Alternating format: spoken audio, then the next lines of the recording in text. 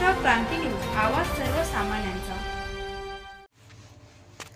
मोहदा आसोलीतील युवा शेतकऱ्याचा तलावात बुडून मृत्यू, गावावर पसरली शोककळा।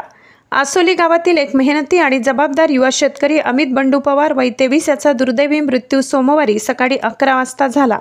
शेतीच्या कामासाठी तलावात पाणी भरण्यासाठी गेलेला हा तरुण तलावात बुडाल्याने संपूर्ण गावात हळहळ व्यक्त होत आहे।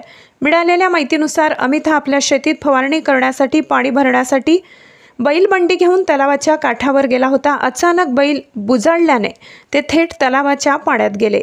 बैल बुडू नयेत म्हणून अमित तात्काळ तलावात उतरला, मात्र पाण्याची खोली आणि प्रवाहाचा अंदाज न आल्याने तो पाण्याखाली गेला आणि पुन्हा वर आला नाही।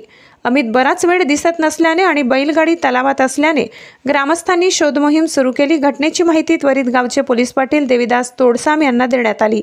ही घटना घाटंजी पोलीस स्टेशन हद्दीतील असल्याने तेथील जमादार मेश्राम व शिपाई लोखंडे यांनी घटनास्थळी जाऊन पंचनामा केला। काही वेळानंतर मोहदावर उंझा येथील युवकांच्या मदतीने अमितचा मृतदेह तलावातून बाहेर काढण्यात आला। पुढील प्रक्रिया पूर्ण करण्यात आली। या घटनेने संपूर्ण आसोली गाव शोकसागरात बुडाले आहे। अमितचे वडील काही वर्षापूर्वी निधन पावले होते। तो आपल्या आईसोबत राहत होता आणि कुटुंबातील एकुलता एक मुलगा होता। घराचा आधारस्तंभ आणि मेहनती तरुण असा त्याचा सर्वत्र परिचय होता। त्याच्या अकस्मात मृत्यूने आईवर दुःखाचा डोंगर कोसळलाय। अमितच्या निधनाची वार्ता समजताच नातेवाईक, मित्रपरिवार आणि गावकरी घटनास्थळी धावले। सर्वत्र हळहळ व्यक्त होत असून एका आशावादी आणि कर्तव्यदक्ष जीवनाचा असा झालेला अंत सर्वांनाच अस्वस्थ करून गेला।